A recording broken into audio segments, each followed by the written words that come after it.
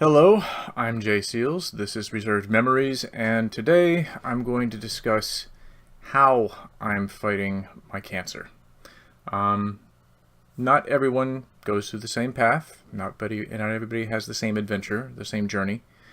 Um, some people run away from it. Some people deny it. Some people uh, withdraw and go into little shells, and and some people go whole hog. They enter marathons and they go to the gym and they try to fight it with defiance and chutzpah and overcompensating, pushing themselves. Uh, those people unfortunately end up burning themselves out rather quick. Um, and the people who end up hiding and curling up and just giving up, they too often end up dying fairly quick, succumbing to the illness and the disease a lot faster than would be hoped for. Um, there are several different factors for how you fight. Of course, there's the primary. There's the medical front, where you go through the chemo treatments, you take your vitamins, and yes, I've found out that vitamins are extraordinarily important, especially vitamin D.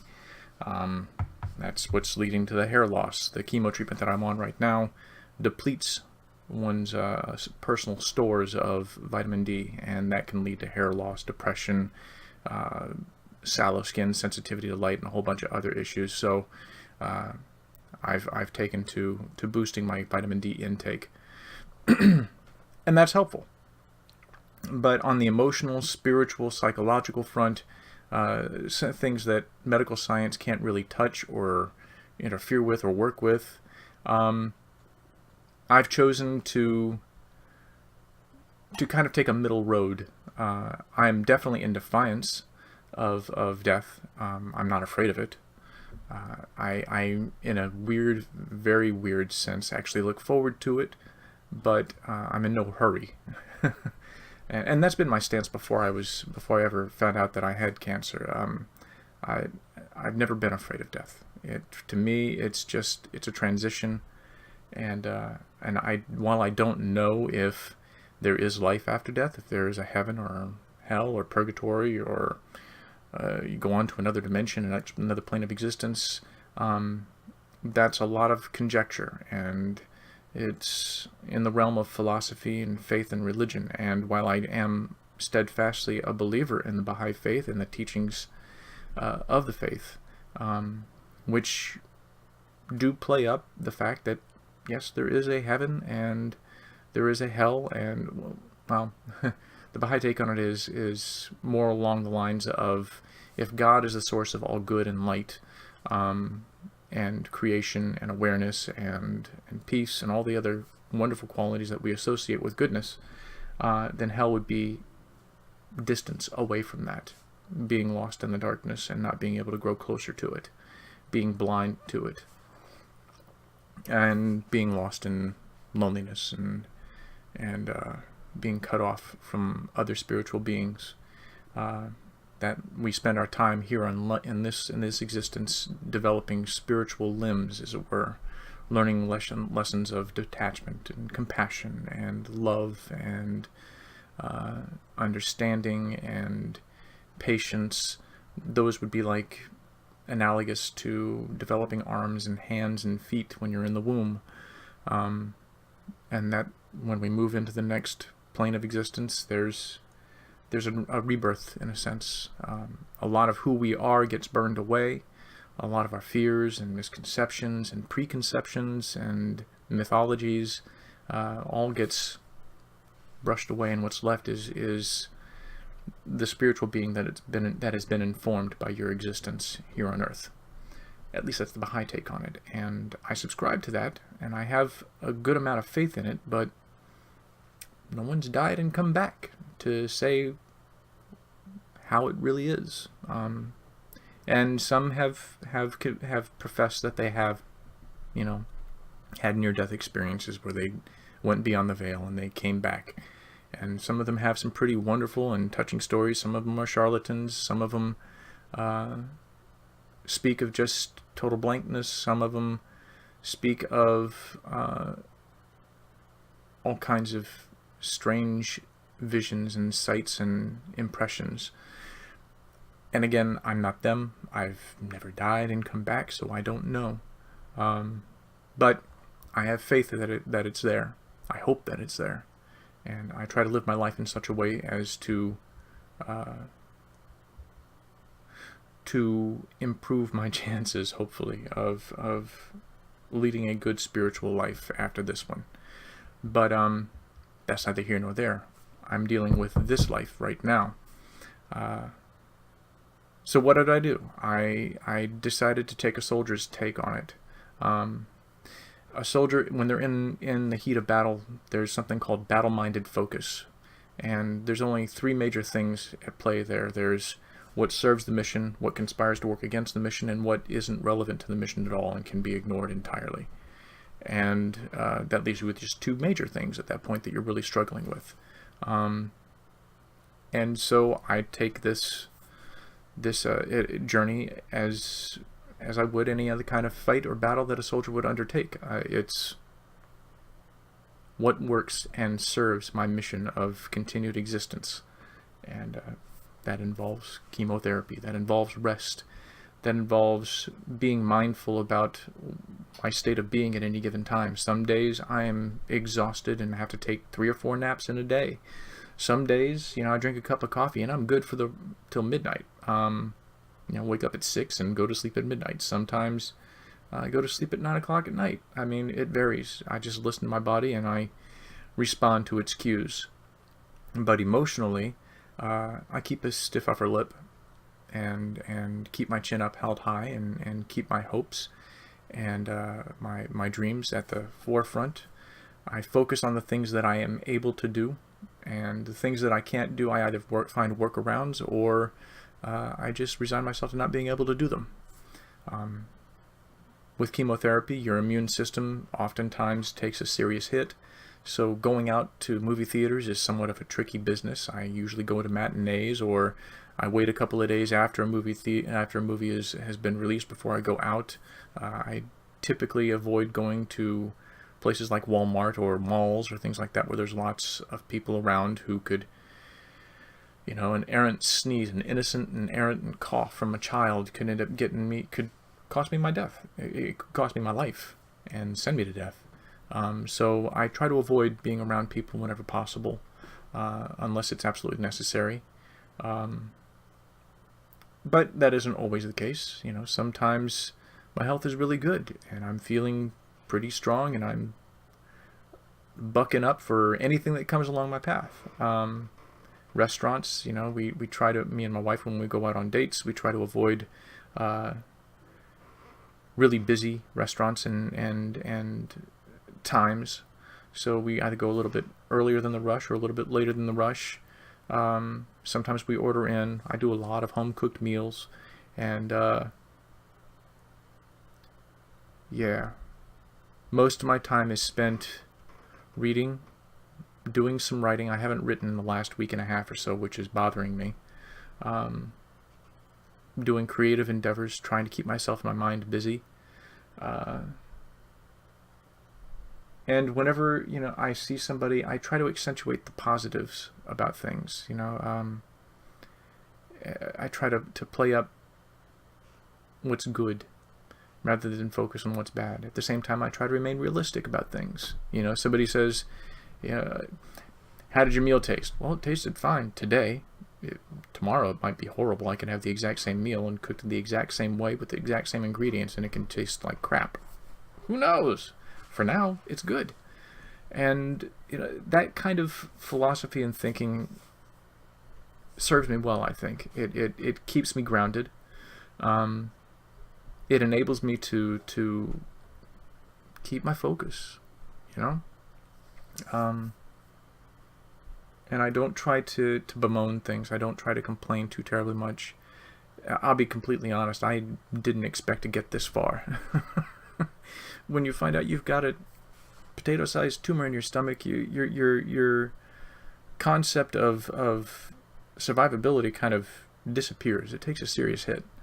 And the best intentions of the world mean diddly squat sometimes. But there is some truth to that X factor, that human quality of perseverance and determination and finding inner peace and contentment,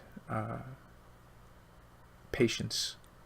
And I don't know exactly what I'm being patient for. Am I being patient for death? Am I being patient for a cure? Am I being patient for whatever comes next? I don't know.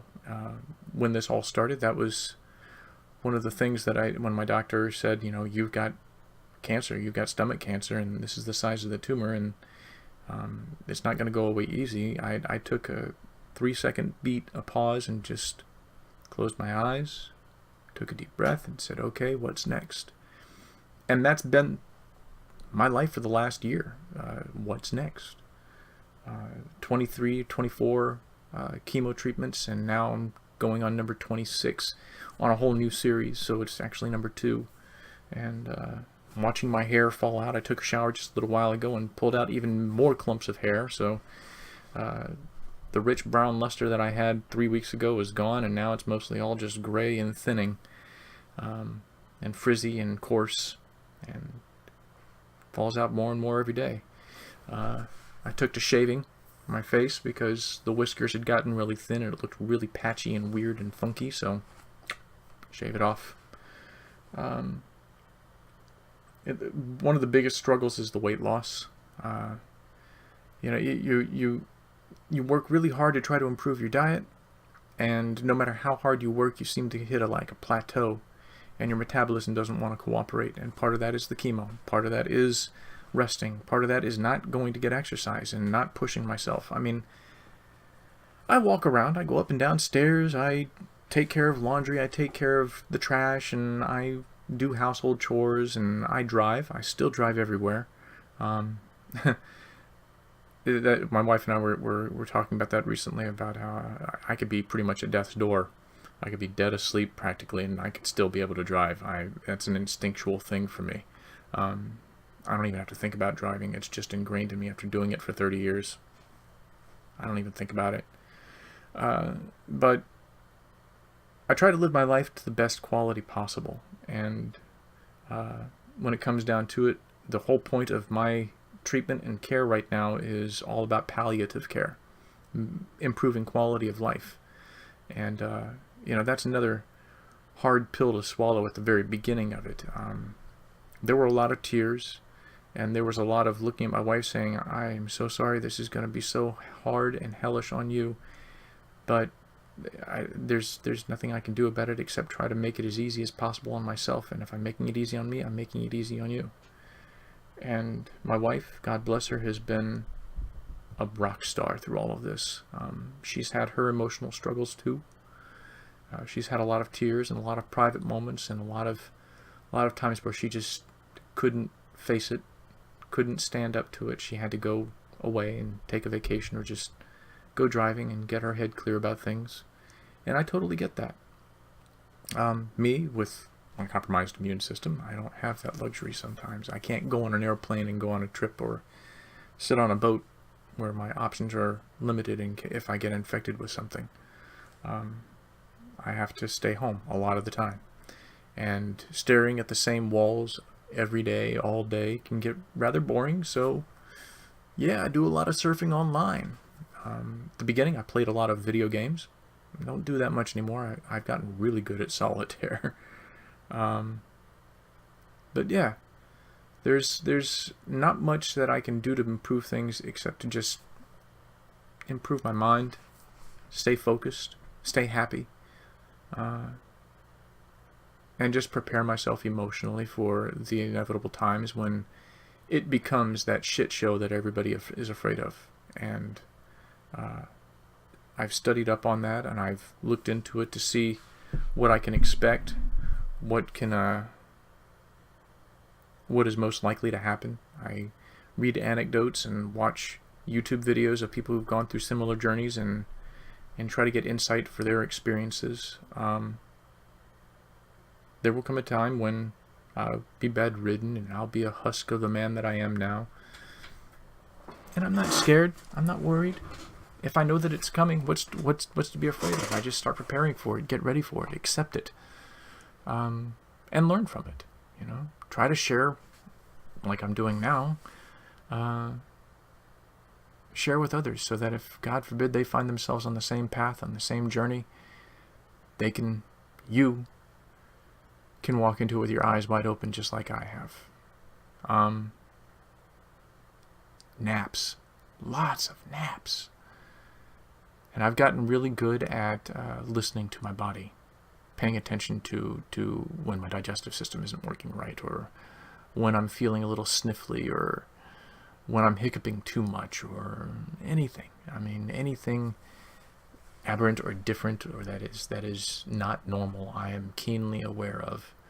And I communicate consistently with my physician. I've been known to send him emails saying, hey, there's this thing happening, is this normal?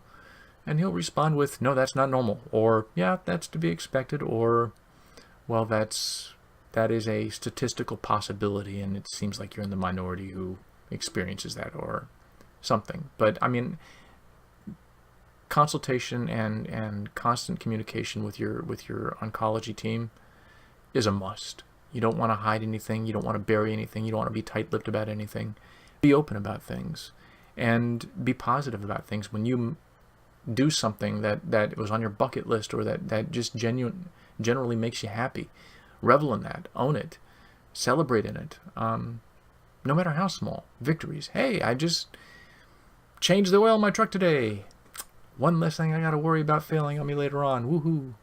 I mean, minor things. Look for the little things that can make you happy, that normally you would just take for granted, that you would ignore, that you would just accept as, that's par for the course, that's what it's supposed to be. Every positive little thing is a victory when you have so few left in life. And it's a trite thing, but not every day is guaranteed. Today is not a promise. So, enjoy them. Even if you're doing nothing and you're bored as shit, and there's not a fucking thing to do. That's often when I take naps. But when you have those slow days, those doldrum days, watch movies, watch television shows, read books, read magazines, comics, whatever. Find things to entertain you. Find entertainment and laughter, and find as much positivity as you possibly can. And never give up the fight. Know that while today isn't promised, your death isn't guaranteed for tomorrow either. And, fight every day. Enjoy it. Make the best of it. Learn from it. Share. Laugh. Love. Never hesitate to tell your friends that you love them, or your family. And when people do good things for you, always be thankful. Thank them pointedly. Even if somebody's just made a quick meal for you. Thank you very much, Susan, for doing that. Find the little things. That's the important thing that you can do when you've got cancer and you know that your death is imminent someday, and it's coming, and it's on a trail, and it's not going to stop anytime soon. And another thing is to, like what I'm doing, make a log of your memories. If you write them. If you share them on Facebook, share them on Facebook. Talk to your friends and your family about experiences and memories. Travel down memory lane a lot. Remember the good times. And remember the hard times too. If there are things that you wish you had resolved in the past, hard times, hard choices and decisions and experiences, poor decisions, now's your time to make amends for them. Kind of follow that 12-step program that drug and alcohol addicts have to follow. But yeah, always accentuate the positive and eliminate the negative. And that's how I do it. And so far it's worked for me. So far. We'll see what happens. But for now, that's what I do. And while this may be a little bit brief, that's my reserved memory for today. Please subscribe, by the way, or share this video if you know someone who's going through similar experiences and maybe having a hard time, maybe seem lost, who's just found out that they're about to embark on this journey. And if you have questions, type them in, write them, send them to me. I'll be more than happy to answer any questions you have. And until next time, this is Reserved Memories, and I'm Jay Seals.